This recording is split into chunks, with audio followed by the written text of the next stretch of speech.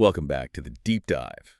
And I have to be honest with you, usually when I prep for one of these, I feel like I've got a pretty good handle on the box we're playing in. We do history, we do tech, we do philosophy. Right, there are some established guardrails. Exactly. But today, I feel like we took the box, set it on fire, and then just threw it into a completely different dimension. That is a very accurate way to put it. I saw your notes for this one. I saw a lot of question marks, a lot of exclamation points, and I think I saw a few drawings of exploding heads. It's just, look, we're looking at a set of documents today that claim, and I want to be really, really precise here, they claim to be the oldest written history of humanity. Right. And I don't mean old in the sense of, the Bible or the Epic of Gilgamesh. I mean old. Oh, yeah. Those are practically modern history compared to what we're talking about today. Gilgamesh is, what, 4,000 years old? Maybe pushing 5,000? Something like that. We are diving into a text that dates itself to roughly 36,000 BC. 36,000. Yeah. Just pause on that number for a second. If you open up a standard history textbook, what are humans doing 36,000 years ago? Well, we're deep in the Upper Paleolithic. It's the Ice Age. We're hunter-gatherers. Exactly. We are chipping away at flint to make spearheads. We are, painting our handprints on cave walls in France and Spain. We're just figuring out complex language, let alone writing autobiography. We're barely surviving. That's Yeah. the main thing. We're just trying not to get eaten by a saber-toothed tiger. Yeah. And yet, this source material we have in front of us, the Emerald tablets, claims to be an autobiography written in that exact era. And it doesn't read like a diary of a caveman. No. It reads like a philosophy dissertation written by a quantum physicist who also happens to be an immortal king. It's a lot. It creates a completely alternative narrative for humanity, a totally different timeline. How so? Well, the linear progression we're taught in school, from primitive cave dweller to modern human, this text throws that out. It presents a picture of devolution. Devolution. Mm-hmm. So we started high and fell low. Precisely. A high civilization that collapsed, and the survivors had to basically kickstart what we call history all over again in places like Egypt and Sumeria. Okay, so the text itself is called the Emerald Tablets of Thoth the Atlantean. And today, we are just looking at Tablet 1, the history of Thoth. But before we even get into the story, which, by the way, involves spaceships, immortality, and ray guns. The whole 9 yards. The whole thing. Before all that, we have to talk about the physical object itself. Because the description here, is this a metaphor? Are these things actually made of emerald? That is the claim. And this is where we just have to kind of suspend our disbelief for a minute and really dig into the tech specs that the source provides. Okay. The description is very, very specific. It says they consist of 12 plates of an emerald green color. But they're not mined emeralds. They're formed from a substance created through alchemical transmutation. Alchemical transmutation. Okay, my brain immediately goes to Wizards and Potions, Eye of Newt, and all that stuff. And that's the pop culture version for sure. But in the context of this text, alchemy is really it's chemistry that we don't understand yet. So like material science. Exactly, advanced material science. The text claims this material is, and this is a quote, cellularly and atomically fixed. Fixed. Help me out with that, because as far as I know, everything decays. Everything. If I leave a car in a field, it rusts. If I leave a stone monument, the wind and rain eat away at it. Even plastic breaks down eventually. That's entropy, the second law of thermodynamics. It's the fundamental rule of our universe.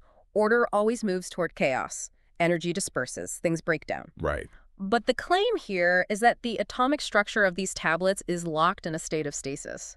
They're imperishable. They are completely resistant to all elements. You could soak them in acid, put them in a furnace, crush them.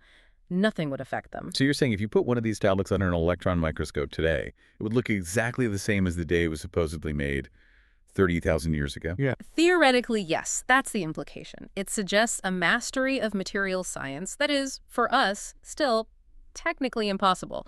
We don't have a single material that violates entropy. We can make things tough. Oh, sure. We have titanium alloys, carbon fiber, but even titanium oxidizes over geological time. A fixed atomic structure implies they somehow stop the vibration of the atoms or lock them in a crystalline structure that prevents them from reacting with anything in the universe. It's the ultimate hard drive. That is the perfect analogy. Think about it. If our civilization, right now, wanted to leave a message for the future, the deep future, say, 50,000 years from now, how would we do it? I have no idea. Paper rots. Digital servers would have crashed and the data degraded in a century, maybe less. Stone erodes. Yeah. If you want to communicate across geological time, you need to invent a material exactly like this, something that just lasts. There's another detail in the notes about the tablets that kind of freaked me out a little bit. Something about the hoops holding them together. Yes. The rings. They're described as being made of a gold-colored alloy. But again, the text is specific. The molecular structure is suspended. It's not actually gold. It just looks like it. And the writing. It can't be English, obviously. What is it? No, of course not. It's described as characters from the ancient Atlantean language, but, and this is where it gets really sci-fi. I feel like we're already pretty deep into sci-fi here. We're about to go deeper. The source says the characters on the tablets respond to thought waves. Whoa, slow down. They respond to your thoughts. That's the claim. It says the tablets emit a kind of mental vibration, and if the reader is in the right state of consciousness, if you're on the right mental wavelength, so to speak, the symbols unlock knowledge directly in your mind. It goes way beyond just the literal translation of the words. So it's a psychoreactive interface. It's like an iPad that will only turn on if you're, like, properly meditated, if you're zen enough. That's a great way to put it, actually. It's a built-in security system. You can't just stumble upon the dangerous secrets of the universe and read them like a grocery list. You have to be vibrationally ready to receive the information. It ensures that only an evolved consciousness can access the higher level data. Exactly. Okay, so we have these indestructible, glowing green, thought-activated plates. That's the object. Now, let's talk about the author, because he introduces himself in the very first line. And, well, he does not lack confidence. No, it's quite the entrance, isn't it? He just comes right out with it. I, Thoth, the Atlantean, master of mysteries, keeper of records, mighty king, magician, living from generation to generation. It's that living from generation to generation part that just stops you in your tracks. Humans don't do that. We live, 70, 80, maybe 90 years if we're lucky? Paleolithic hunter was lucky to see 30. If you didn't get stepped on by a mammoth, sure. So who is this guy? Is he claiming to be an alien? But God, what's the deal? He's very careful about how he frames that. He calls himself an Atlantean. He grounds himself in a place, a civilization. He isn't some being from the clouds. He's from a city. But he does describe himself as an evolved being. Evolve how? Like Darwinian evolution? Bigger brain, stronger muscles. No, not physically. Evolved in consciousness. The text suggests that in Atlantis, the elite, the priesthood, the ruling class, whatever you want to call them, had cracked the code of mortality. They figured out how to not die. Essentially. They didn't just age and then, keel over. They learned how to transfer their consciousness. Okay, that's a huge concept. So are we talking about, like, downloading your brain into a computer? Or growing a new clone body and moving into that? It sounds more spiritual than that, more esoteric. Think of it like a deliberate, controlled reincarnation. He says when his physical body gets worn out, he doesn't die. He goes to a very specific place. The halls of Amenti. The halls of Amenti. I've heard that word before. In Egyptian mythology, right? Isn't Amenti the underworld? The land of the dead? In the later Egyptian myths that we're familiar with, yes. It's where the god Anubis weighs your heart against a feather to see if you're worthy. Right. But in Thoth's account, which he claims predates all of those myths by tens of thousands of years, Amenti is not a mythical realm, it's a physical location, a specific place deep inside the earth. Like a giant cave system? Or is this getting into the Hollow Earth theory? It definitely connects to that whole lineage of thought. He calls it, and I'm quoting, the halls of Amenti, deep beneath the islands of sunken Atlantis, halls of the dead and halls of the living. Deep beneath the islands.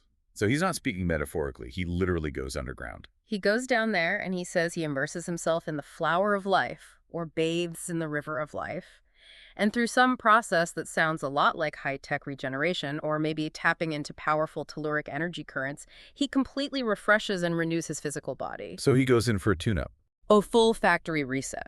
He says, and get this, 10 multiplied by 100 times, I descended the dark way that led into light. And as many times have I ascended from the darkness to the light, my strength and power renewed. Okay, let's just do the math on that for a second. 10 multiplied by 100. That's 1,000. He's done this 1,000 times. That's what he says. And if we assume that one cycle is, say, a normal human lifetime of 80 years or even 50, we are talking about a continuous existence of tens of thousands of years. The outline mentioned he ruled Atlantis for 16,000 years. 16,000. Just try to imagine that perspective. Imagine being a leader who remembers the day your great-great-great-great-great-grandfather was born. He would remember when the geography of the Earth was completely different. He would remember when the Sahara Desert was a green, lush savanna. He's playing such a long game we can't even comprehend the rules. It's a completely different scale of existence. And it also explains why he sounds so almost world-weary in the text sometimes. He talks about seeing the hearts of men and how they always fall into the same traps, make the same mistakes. It's like watching a toddler try to touch a hot stove for 10,000 years straight. Eventually, you just get tired. He's the ultimate observer, and because he's been around for so long, he becomes a figure of legend. The text claims that this single entity, Thoth, is the figure behind multiple major historical myths. Right, the whole Hermes connection. Yes, the ancient Greeks called him Hermes Trismegistus, which means the 3 times great. The Romans knew him as Mercury. The Egyptians, of course, called him Thoth. So the text is basically saying these aren't different gods or figures. This is one guy. It's one guy, one continuous consciousness who just kept showing up throughout history, wearing different clothes, speaking different languages, for 30,000 years. That is such a wild theory. It basically unifies all of ancient mythology into the biography of one immortal dude. And he even tells us his original name, Arlik-Vomalites. Arlik-Vomalites. Yeah. It doesn't exactly roll off the tongue like Thoth, does it? No, it sounds alien. It sounds very structured. Okay, so we have Arlik.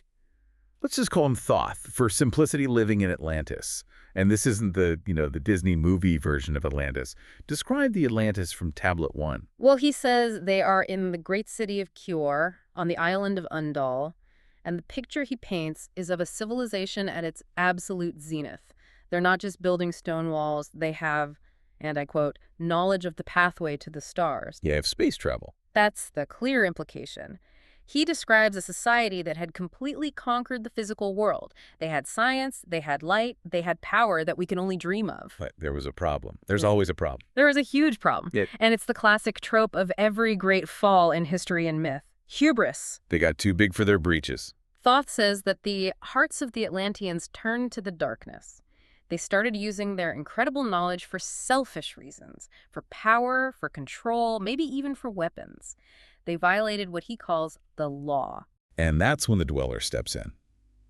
I want to spend a minute on this Dweller character, because Thoth, who is this mighty, immortal king, he seems genuinely terrified of this being. The Dweller of the Temple, yeah. He's described as one who is not of the race of men. So an alien, a super advanced AI, a guardian. It could be any of those, or maybe an interdimensional being. The text is vague, but it says the Dweller sits in the temple but doesn't live like men do. He is the link between the civilization of Atlantis and something else, something called the Children of Light. And the Dweller calls a meeting. He summons Thoth to him, and he gives the command that changes the course of human history. He simply says, the time has come. And this is the warning. This is the prophecy of the Great Flood. But Thoth's reaction isn't to start, building a wooden boat and collecting 2 of every animal. Not at all. And this is the point where the ancient astronaut theory really gets a ton of fuel from this text. Thoth gathers his chosen people, his followers, and they enter what he calls the great ship of the master. Great ship. He's very specific. Not great boat, not great ark, a ship. And that distinction becomes crystal clear in the description of the departure. The text says they rose into the dark morning. They went up. Let me just quote the text here, because this part gave me chills. It says they were rising into the air while the island sinks beneath them. That is a launch sequence. That is a takeoff. It absolutely implies flight, anti-gravity. If you're in a boat on the water and the water rises, you float. You rise with the water level. You don't rise into the morning mist and look down at the island sinking below you. This is describing an aerial evacuation. Just imagine that visual for a second. You're in this sleek, maybe silver, discoid ship. Because let's be honest, in my head, it's a classic saucer hovering silently in the sky. And down below you, this massive, futuristic island city is just being swallowed by mega tsunamis. The text describes the great temple itself vanishing beneath the waves. It's a moment of total, catastrophic severance.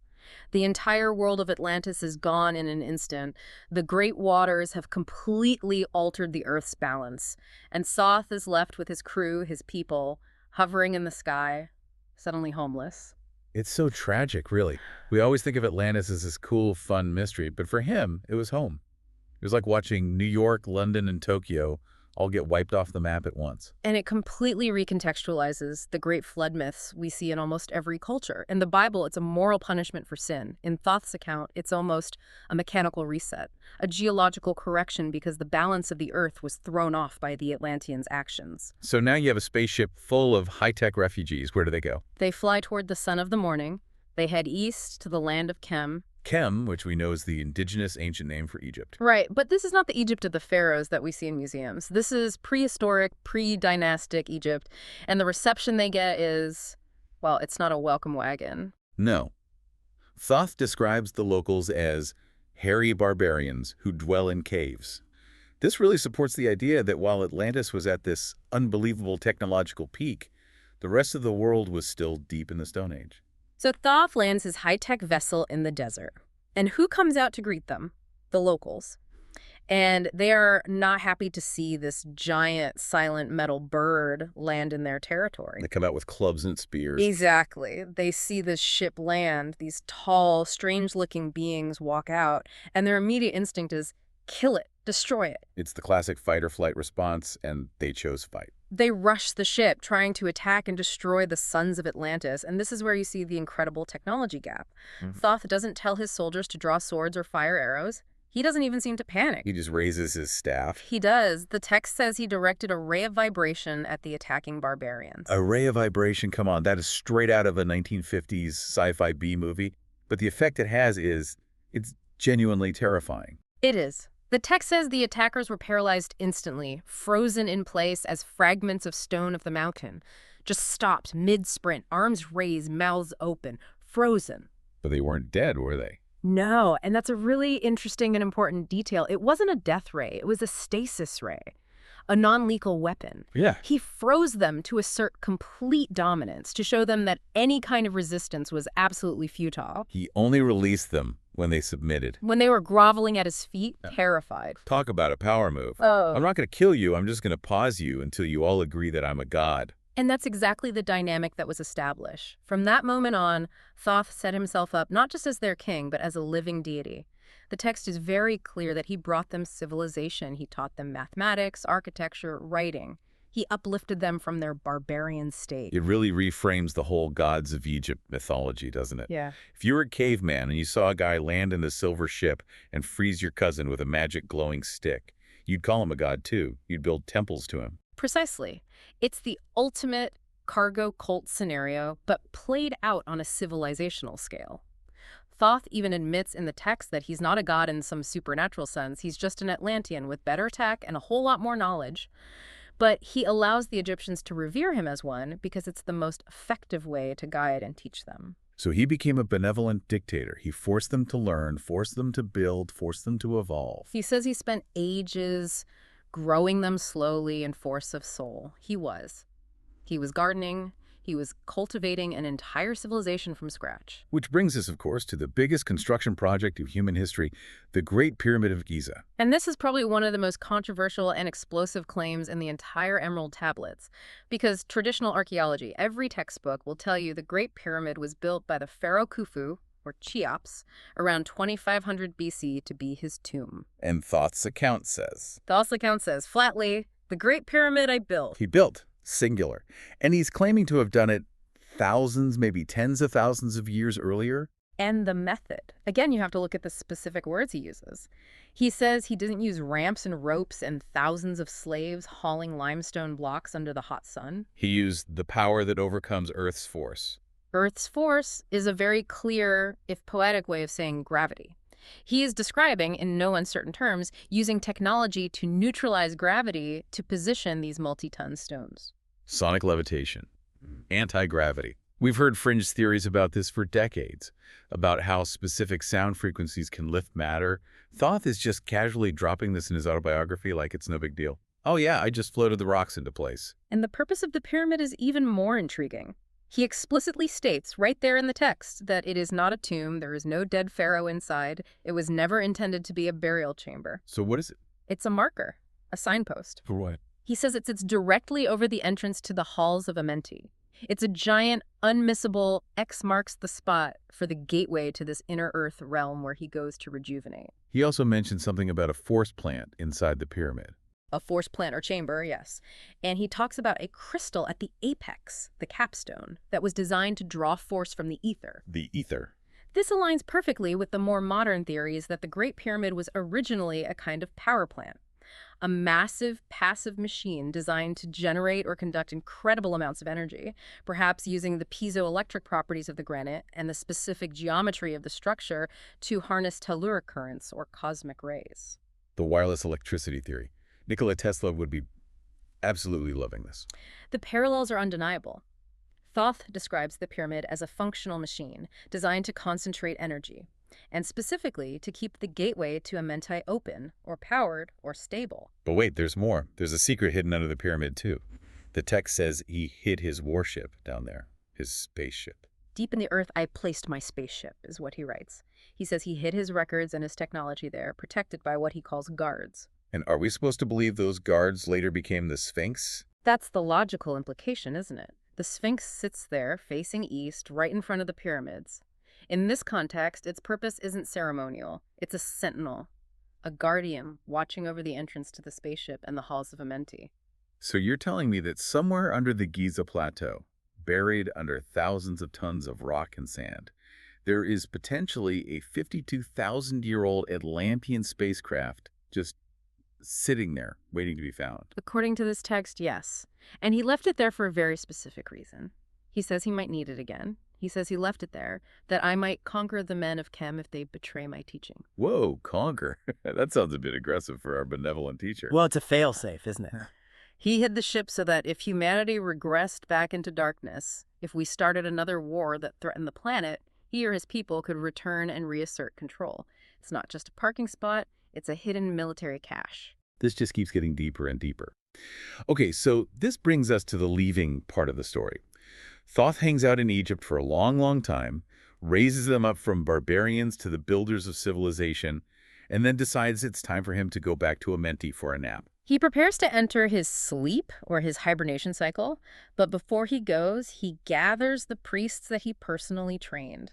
And this is where the text takes a really interesting turn. The tone shifts. Yeah, it does. He's been the patient, benevolent teacher this whole time, but now he sounds like a strict father laying down the law. He tells them, preserve and keep the command of the dweller, lift ever upwards your eyes toward the light. But then he drops the hammer.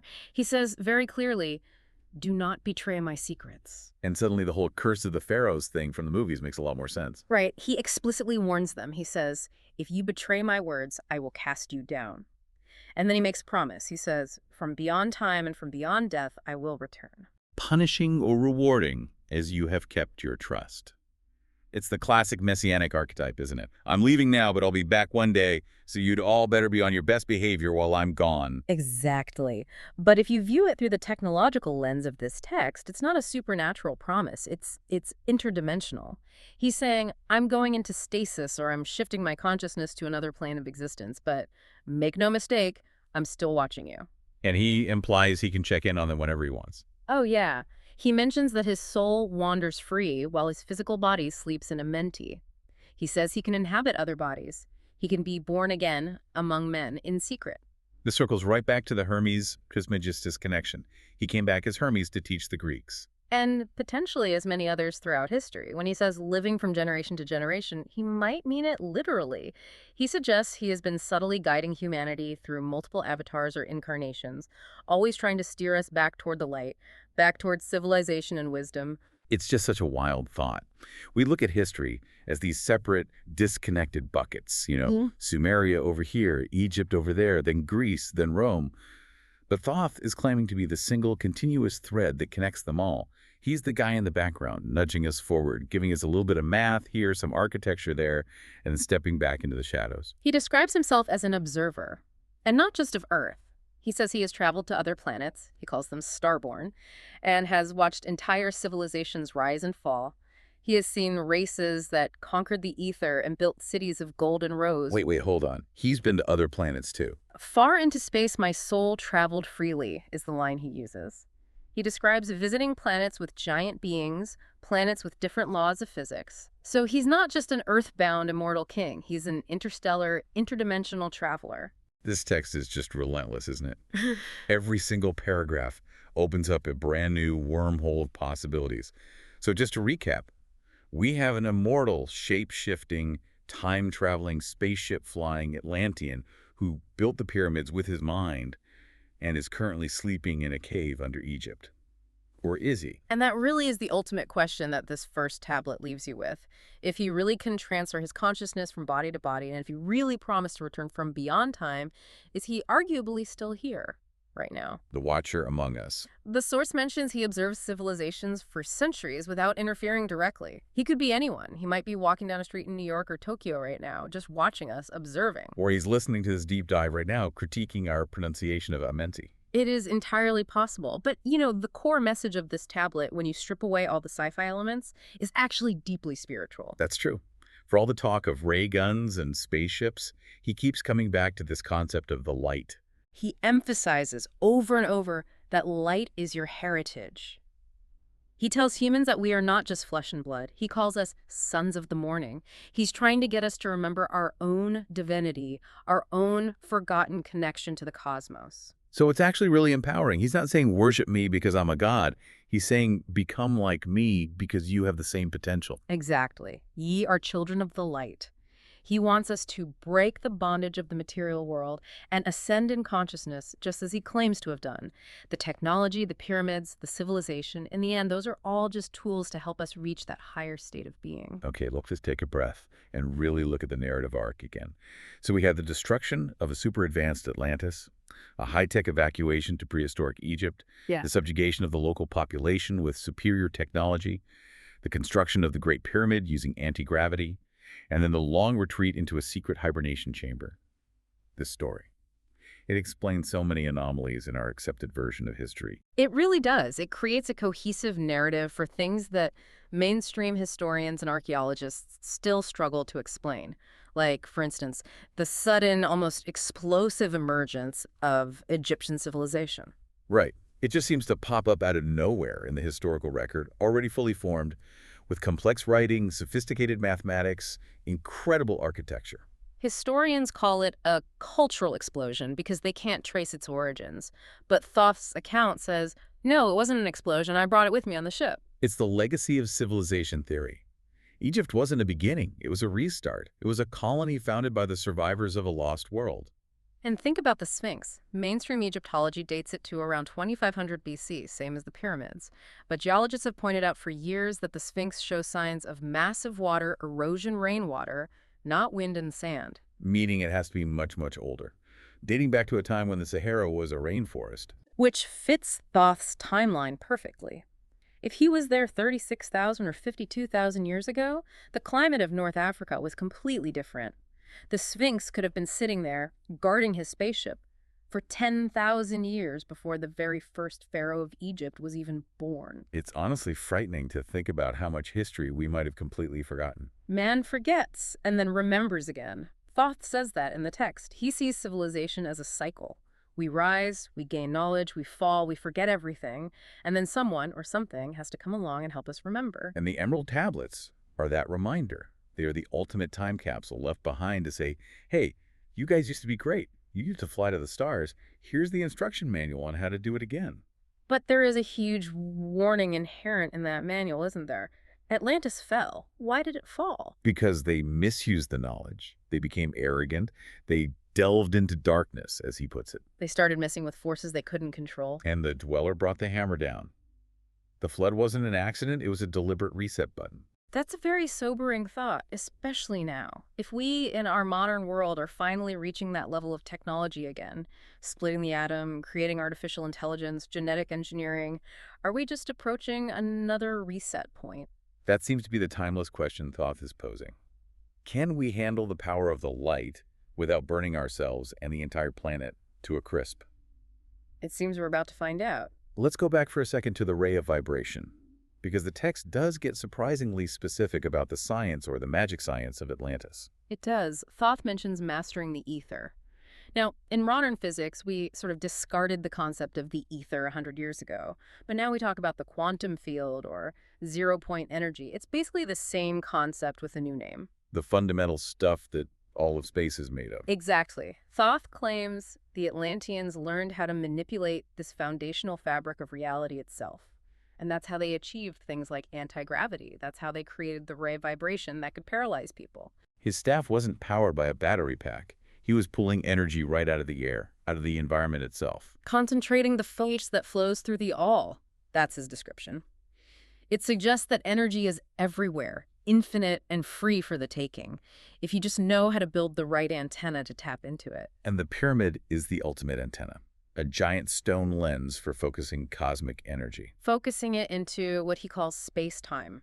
He talks about sending a ray of force from the crystal capstone into space-time. This suggests the pyramid might have been a communication device or maybe a beacon to signal someone. A beacon for who? The other children of light out there in the stars. Or maybe a beacon to stabilize the planet's energy grid. Or perhaps a signal to the dweller in the temple. The possibilities are endless, but they are all functional. None of them involve it being a tomb for a dead king. I love the idea that the stone box in the king's chamber isn't a sarcophagus. Thoth says something like, "Lie in the sarcophagus of stone in my chamber. Then I will reveal to him the great mysteries." It's an initiation device. It's a sensory deprivation tank built into the focal point of a massive energy machine. Right, a resonance chamber. You lie down in it, the pyramid focuses the energy on you, and it triggers an out-of-body experience or some kind of spiritual initiation. It's an acceleration chamber for consciousness. You go in as a regular person, you come out enlightened.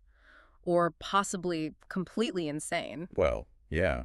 I imagine there's a risk. And Thoth warns about that. He says you need fasting and purification before you even attempt it. You have to be physically, mentally, and spiritually clean to handle that level of energetic voltage. You know, reading this text, you get such a surprisingly strong sense of Thoth's personality. Yeah. He's not this distant, abstract god figure. He actually comes across as, I don't know, kind of lonely. That's a very perceptive observation. He speaks of living while everyone he has ever known or loved dies. Generation after generation, he watches his people, the Atlanteans he rescued, grow old and pass away, and he just remains. He talks about visiting these incredible planets, seeing things no other human has ever seen, but he always comes back to Earth.